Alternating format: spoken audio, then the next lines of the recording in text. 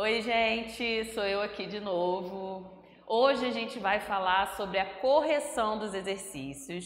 Vai ser uma aula rapidinha, nada muito demorado, tá? Até porque eu dividi esse assunto do sistema escritor em várias aulas para que vocês consigam entender realmente esse assunto. Então, olha só, a correção que a gente vai fazer hoje é sobre o nosso assunto de osmorregulação. Aí, Renata, você falou anatomia do sistema excretor também. Essa correção a gente vai fazer quando nós conseguimos ver a fisiologia.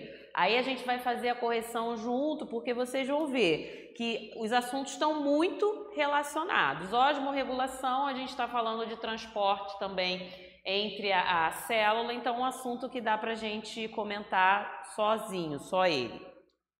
Então, olha só, na página 392, a gente tem uma pergunta que é uma pergunta assim, que eu não vou dar resposta pronta para vocês, até porque vocês têm o gabarito comentado, né, que vocês vão poder chegar, mas eu vou explicar como que o processo, explique o processo de osmorregulação e osmose. Primeiro ponto que a gente tem que ter na nossa cabeça é que osmorregulação e osmose são processos integrados, porque a osmorregulação é a regulação da quantidade de água que a gente tem no nosso corpo e a osmose é o transporte que vai acontecer do interior da nossa célula, né, para o exterior ou do exterior para o interior, que vai depender do meio ali que a nossa célula está mergulhada. Lembra que eu falei para vocês que o nosso corpo é 70% de água? Fala, lembra? Lembra, professora? Então, essa água que ela tá ali, ela vai estar também com sais diluídos. Vamos falar de um assunto que vocês sempre me perguntam na aula. Professora, por que eu não posso beber água salgada? Então, eu vou responder por que você não pode beber água salgada. Porque a água salgada, ela na verdade está gerando para as nossas células um meio hipertônico. Por quê? Porque eu tenho uma quantidade de sais maior do lado externo da célula do que do lado interno. Então, você está bebendo água salgada no intuito de matar a sua sede, mas você está ficando com mais sede. Por quê? Porque as nossas células elas estão murchando, elas estão perdendo água para tentar dissolver esses sais que estão no meio externo. Olha só, expliquei cientificamente porque você não deve beber água salgada, né, gente? Olha só que legal. Então, ao invés de você beber água salgada para matar a sua sede, você está ficando com mais sede. E a osmose, justamente, é o processo que acontece a nível celular. E a osmorregulação, ela acontece o quê? A nível de tecido, a nível de órgão. Essa é a diferença básica. Sim? Foi? Entenderam? Tá?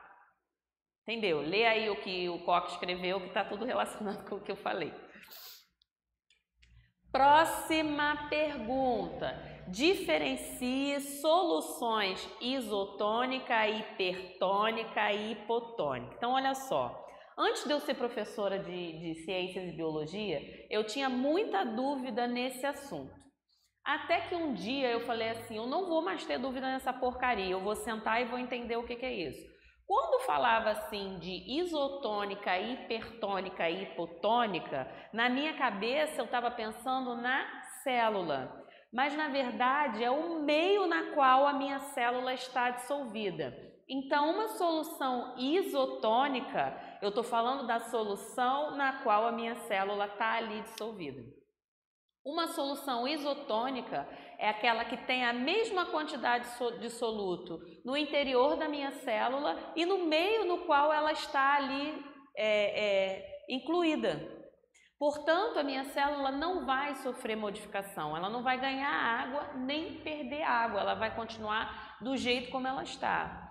Uma solução, não é célula, uma solução hipertônica, ela tem a quantidade de sais maior no meio ambiente que ela está ali, do que internamente na minha célula. Se ela tem uma concentração de sais maior no meio externo, a minha célula ela vai o quê? Largar a água porque ela quer o quê? Dissolver. Lembra que ela é solvente universal, ela quer dissolver tudo? Então ela começa a largar a água para ela poder dissolver.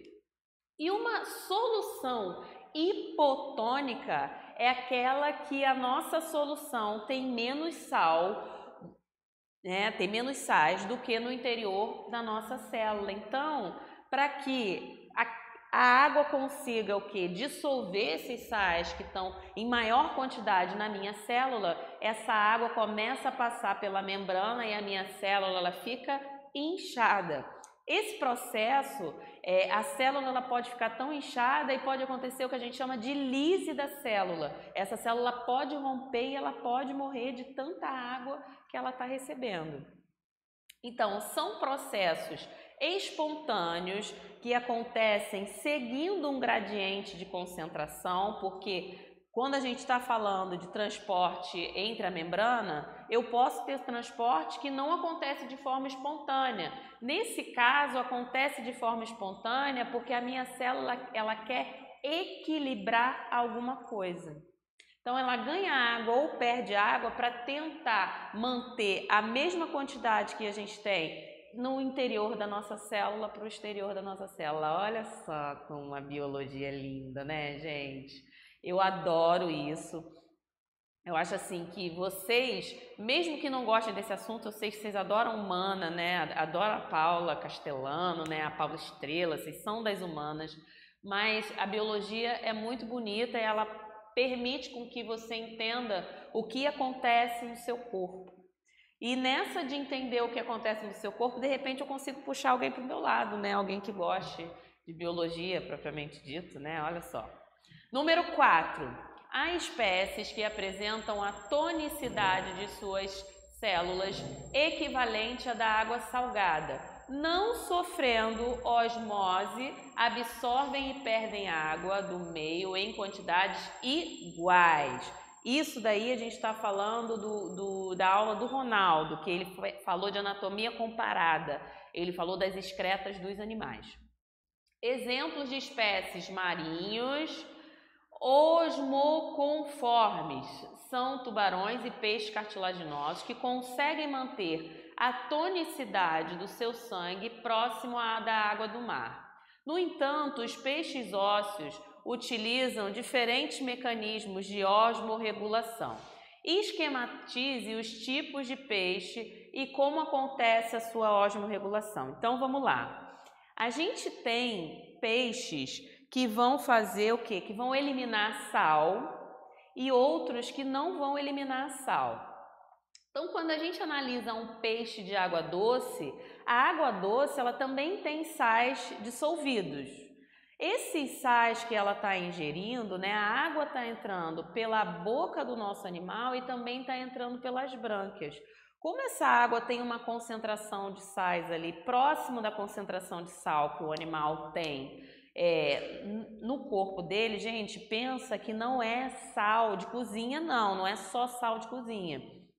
São sais minerais, ok? Sais minerais.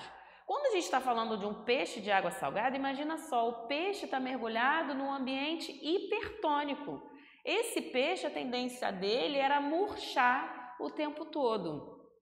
Só que ele desenvolveu um mecanismo aquém da osmose para que ele pudesse controlar ali e não ficasse murcho. Então, o peixe de água salgada, ele está ingerindo água com sal através ali da sua boca, né? Que o animal tá com água ali em todo o sistema dele. E o sal, a água com sal, ela vai saindo pelas suas brânquias. Então, ele não está absorvendo pelas suas células o sal que está disponível ali no meio hipertônico.